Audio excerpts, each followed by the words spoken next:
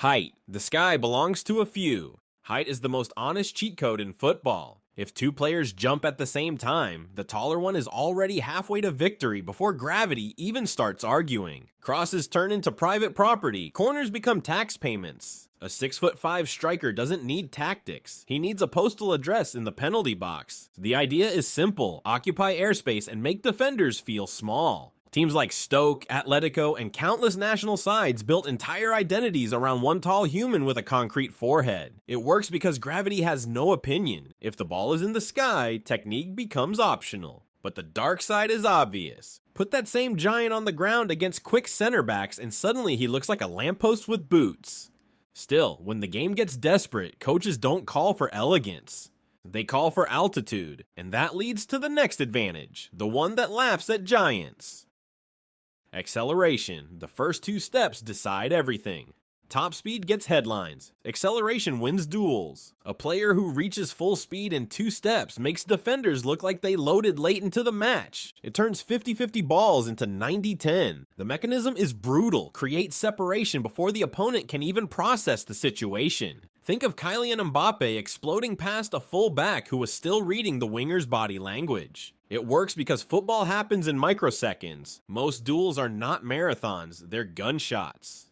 The risk? Acceleration fades with fatigue. The same player who looks nuclear in minute 5 can look human in minute 80. But when it's fresh, it's unfair. And it sets up the opposite weapon, not speed, but stamina. Endurance. The player who refuses to die.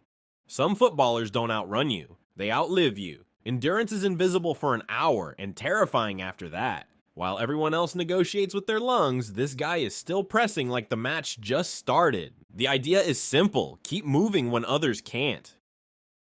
N'Golo Kante built an entire career on arriving where tired legs no longer followed. It works because matches get older, tactics dissolve, discipline cracks, and space appears like wrinkles on the pitch. The dark side is cruel. Endurance without quality just means running enthusiastically in the wrong direction. But paired with intelligence, it turns minutes 70 to 90 into a personal playground. And that playground becomes a war zone when strength enters the room. Raw strength, football's legal violence. Strength is the advantage coaches pretend they don't worship. Then they sign a midfielder who can bench press a small car. Shoulder-to-shoulder duels stop being negotiations and become verdicts. A strong striker doesn't hold the ball, he kidnaps it. The mechanism turned contact into ownership. Romelu Lukaku, Didier Drogba, Erling Haaland, players who treat defenders like mildly inconvenient furniture. It works because referees allow just enough physicality to reward power. One nudge, one shield, one immovable back, possession secured. But the danger is obvious. Too much muscle, not enough agility, and you're a bodybuilder wearing the wrong uniform. Still, when matches turn ugly, strength writes the rules. Which brings us to the weapon that humiliates strength: agility. Agility? The art of not being caught. Agility makes defenders tackle ghosts. 1 step left, half a step right, and a professional athlete is sliding into empty air. It's not speed, it's deception with knees. Lionel Messi built empires on movements smaller than a phone screen. The idea is simple: change direction faster than human logic. Dribblers who turn ankles into origami. It works because defenders rely on prediction. Agility deletes predictions. The dark side? Agile players often lose aerial duels and physical battles. A gust of wind can feel personal. But in tight spaces, agility is royalty. And tight spaces become laboratories for the next advantage: balance. Balance, the secret superpower. Balance is the advantage nobody notices until it's gone. Some players run like they're glued to the grass. You can kick them, pull them, insult their ancestors. They stay upright. Think of Eden Hazard riding tackles like a bored surfer. The mechanism: keep control while chaos happens around you. A balanced player finishes actions others would abandon. It works because football is full of accidents. Balance turns accidents into opportunities. The risk? Balance without speed becomes decorative. But combine it with technique and suddenly defenders look guilty before the referee even blows the whistle. And now we meet the opposite philosophy: reach. Reach, long legs, longer problems.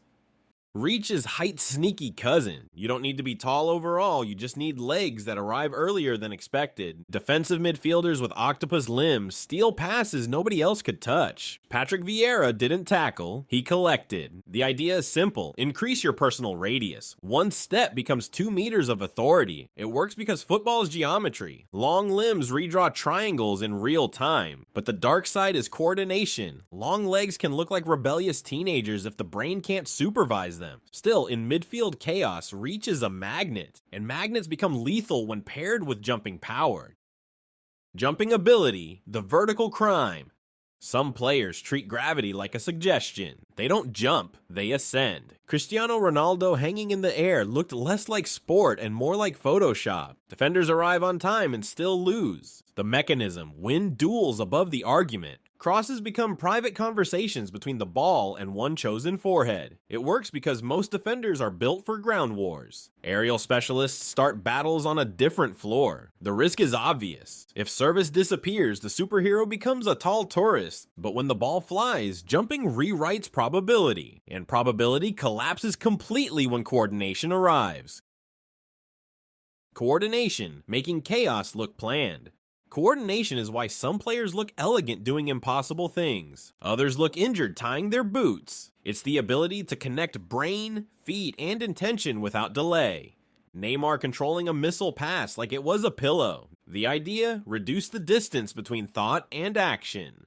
First touch becomes a love letter instead of a restraining order. It works because football is a series of small emergencies. Coordinated players solve them before they become headlines. The dark side: coordination without courage turns into museum football. But when bravery joins, defenders start collecting yellow cards for emotional reasons, which leads to the strangest advantage: pain tolerance. Pain tolerance, the quiet monster. Some players feel tackles, others file them as background noise. Pain tolerance keeps you performing while your body sends angry emails. Roy Keane played matches that looked like medical malpractice. The mechanism: ignore damage long enough to finish the job. Late season derbies are decided by who suffers professionally. It works because football is not gentle. Those who stay functional under abuse become heroes. The risk is brutal. Too much tolerance and careers end like unfinished sentences. But in decisive moments, the player who doesn't complain often collects the trophy. And trophies love the next advantage: size. Body frame, occupying space like real estate. Some footballers don't run into space, they are the space. A wide frame makes tackles harder, blocks easier, and duels uncomfortable. Virgil van Dijk defending feels like arguing with a wardrobe. The idea is simple: be difficult to go around. Angles disappear when a mountain chooses to stand there. It works because football is territorial. Big bodies redraw borders without moving. The dark side: large frames can age badly. Mobility pays rent late. But in peak years, size is diplomacy with elbows. And that diplomacy becomes dangerous when combined with pace. Pace, the oldest cheat code. Pace is football's first addiction. Before tactics, before analytics, people loved the fast guy. One sprint turns a structured defense into a fire drill. Gareth Bale once outran an entire Copa del Rey final like he had somewhere better to be. The mechanism: create panic through distance. Space appears because nobody wants to be embarrassed on replay. It works because fear changes behavior. Defenders retreat before thinking. The risk is dependence. Lose half a yard and the superhero becomes a normal citizen. Still, pace fills stadiums and YouTube compilations. And when it meets intelligence, we get the final advantage. Timing, the brain's physical form.